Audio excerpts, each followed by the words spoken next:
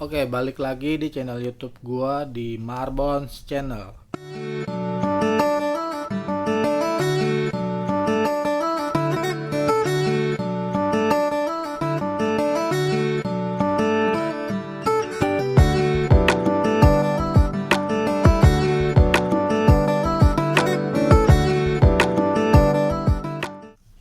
Jadi gua mau curhat.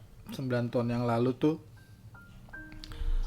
gua kehilangan seorang yang paling sangat berarti dalam hidup gua. Seseorang yang sangat mengerti hidup gua, sangat mengerti karakter gua, sangat mengerti apa kemauan gua. Beliau ninggalin gua 9 tahun yang lalu sampai selama-lamanya. Bukan hal yang gampang untuk menerima semuanya ya. Karena apa? Campur tangan beliau di dalam hidup gua sampai sekarang. Kenapa gua bisa sampai sekarang ini sangat apa ya? Sangat luar biasa lah.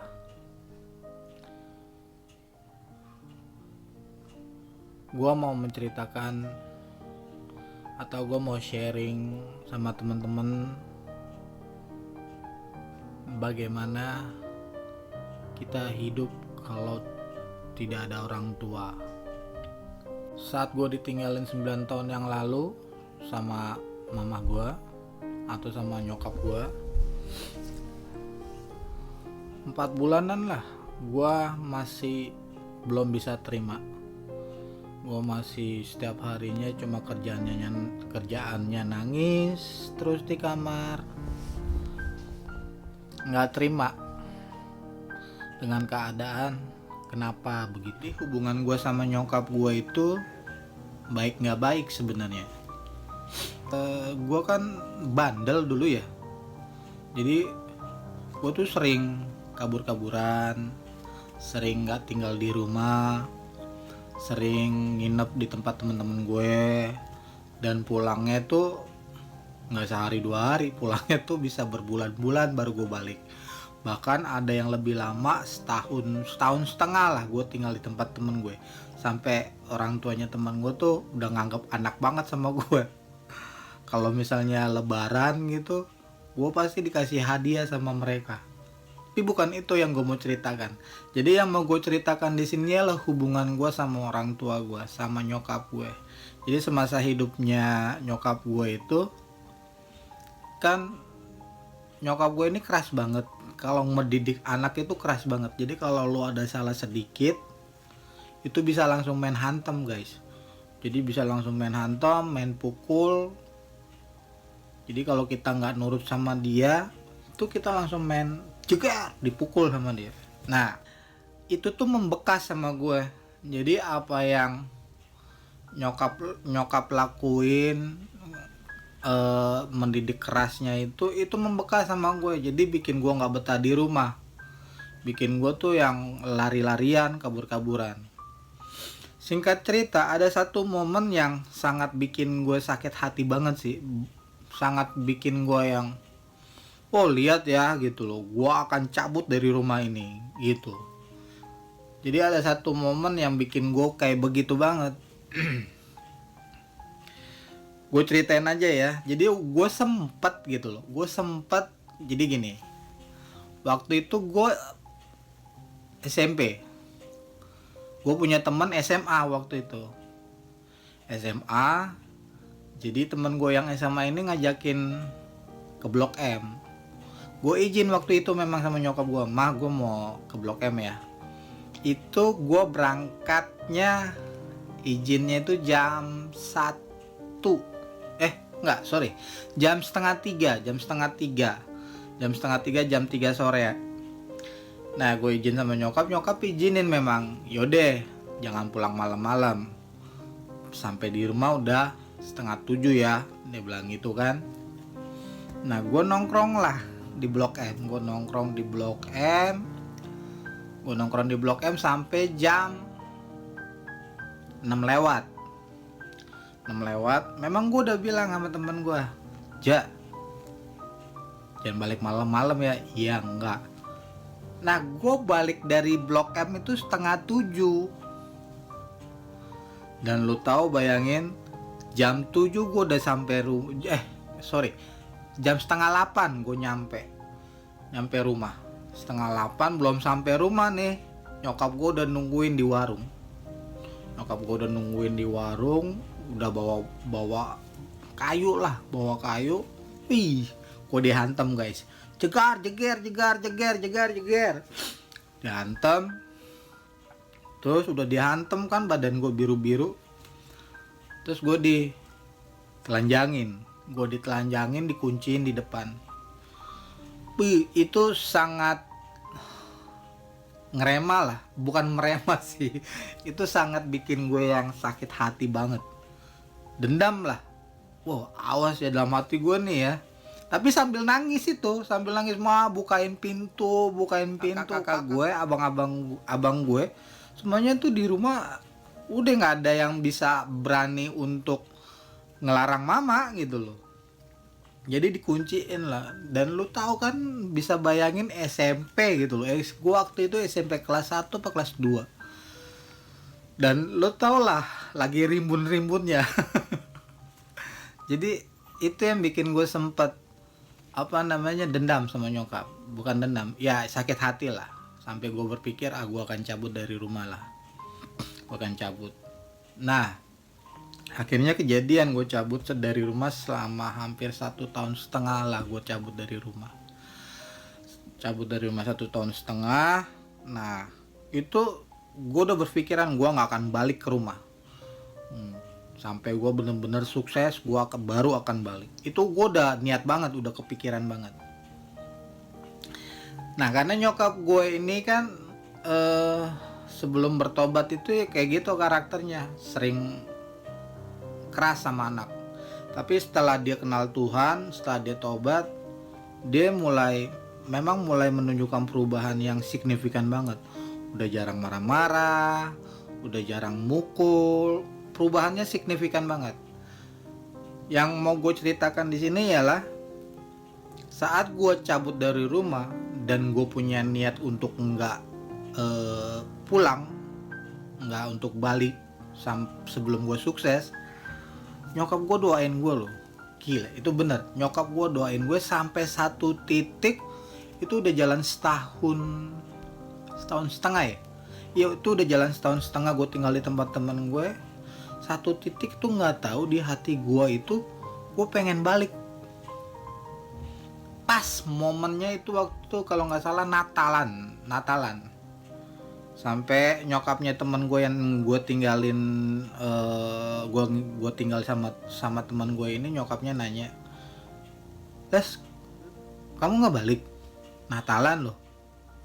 "Pengen sih bu." Dari situ tuh punya niatan hati, dorongan hati tuh udah balik. Tapi gue nggak, istilahnya gue juga masih takut. Buset, gue kalau balik diapain ya? Akhirnya waktu itu gue balik ke tempat adiknya nyokap gue yang ada di Celilitan. Gue nggak berani telepon mama waktu itu. Gue datang ke tempat tante gue ke sana. Nah, tante gue telepon nyokap dateng dong.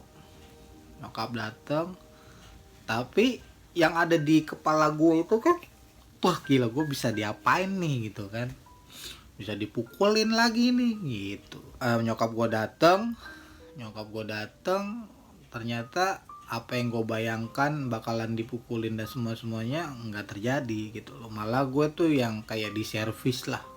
Singkat cerita, nyokap gue ini kan rajin doa ya. Jadi kalau setiap pagi itu nyokap gue tuh rajin banget doa. Setiap pagi dia doa, mesbah, dia dapetin sesuatu lah, suara Tuhan. Bukan, ya bisa dibilang suara Tuhan lah, bisa dibilang dia diingatkan sama Tuhan untuk minta maaf sama gue soal kejadian dia nelanjangin gue di depan rumah. Gue jujur ya, sempat ya luar biasa lah gitu loh. Nyokap gue mau minta maaf loh. itu loh. Terus ya gue memang sudah memaafkan gitu. Jadi pas gue pulang dari tempat teman gue itu, gue udah memaafkan di situ.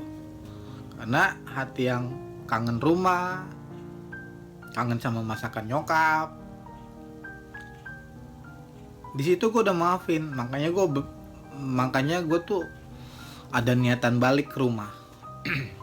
Di sini yang mau gue share ialah saat gue kehilangan nyokap gue tuh, gue orang yang paling histeris lah, paling histeris. Karena apa ya, gue nggak terima gitu loh. Dan nyokap gue saat nafas terakhirnya tuh gue yang ngeliat di depan mata gue. Jadi gue nungguin nyokap gue di rumah sakit 3 hari. Hari ketiganya nyokap gue meninggal subuh sekitar jam 5-an. Dan itu yang gue rasa terberat dalam hidup gue. Karena apa?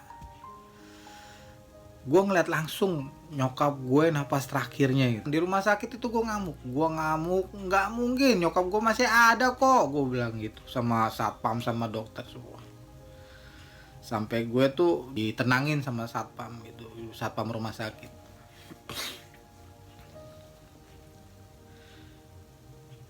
Nah,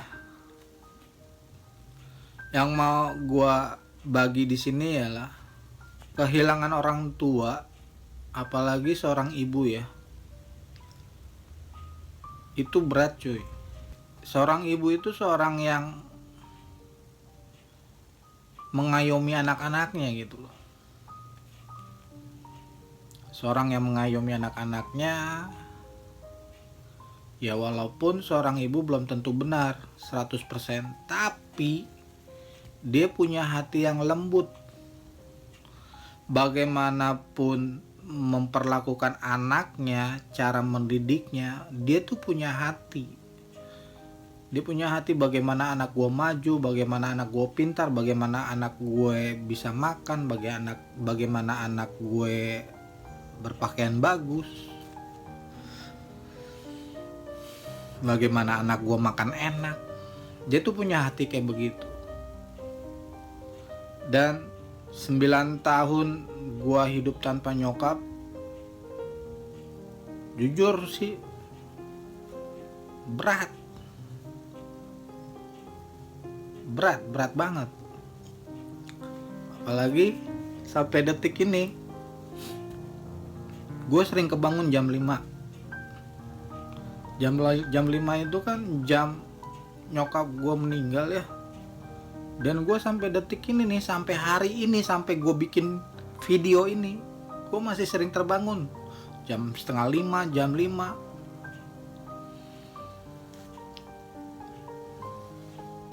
Kalau teman-teman masih punya orang tua,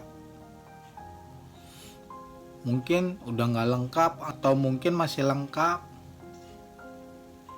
berbaktilah kepada orang tuamu. Pesan gue, bahagiakan mereka bukan lewat duitmu, tapi lewat hidupmu. Orang tua itu bahagia kalau mereka melihat anaknya ada di samping mereka, duduk di samping mereka, nemenin mereka. Jadi bukan bahagiakan mereka lewat duitmu, enggak. Karena duit bukan segalanya, guys. Dan jujur aja ya, gue sampai detik ini tuh sempet bertanya lah, Tuhan kenapa sih pas kerjaan gue nggak mapan, nyokap orang tua gue masih ada, tapi pas kerjaan gue mapan, orang tua gue nggak ada. Gue sempet punya keinginan, misalnya ya Tuhan ya, kalau kerjaan gue sekarang ini nyokap gue masih ada, orang tua gue masih ada, gue bisa bahagiakan mereka. Tapi nggak itu sebenarnya. Bukan duitmu yang bahagiakan mereka, tapi hidupmu yang bahagiakan mereka. gue nyesel, beneran gue nyesel. Karena apa? Gue belum bisa bahagiakan mereka. Mereka udah meninggalkan gue gitu. Jadi teman-teman, kalau kalian masih punya orang tua, bahagiakanlah mereka. Hal-hal kecil itu membuat mereka bahagia. Entah kalian mijitin mereka, entah kalian dengerin mereka ngomong, entah kalian nyabutin uban mereka, itu buat mereka bahagia. Hal-hal kecil kayak begitu. Oke guys, jadi semoga video gue ini bermanfaat. Sorry kalau agak-agak melo sedikit. Kalau kalian punya pengalaman yang sama dengan hidup gue, bisa kalian ketik di kolom komentar yang ada di bawah video ini. Dan jangan lupa di-share ke teman-teman yang lain, supaya teman-teman bisa menghargai orang tua mereka. Dan jangan lupa diketik subscribe-nya yang baru melihat video saya atau channel saya ini, supaya kita bisa berteman dan saya bisa berbagi video-video yang lain yang bisa membangun, yang menceritakan kisah hidup saya sendiri atau kisah hidup dari teman-teman yang lain, atau cerita mengenai profesi saya sebagai seorang drummer. Sampai jumpa.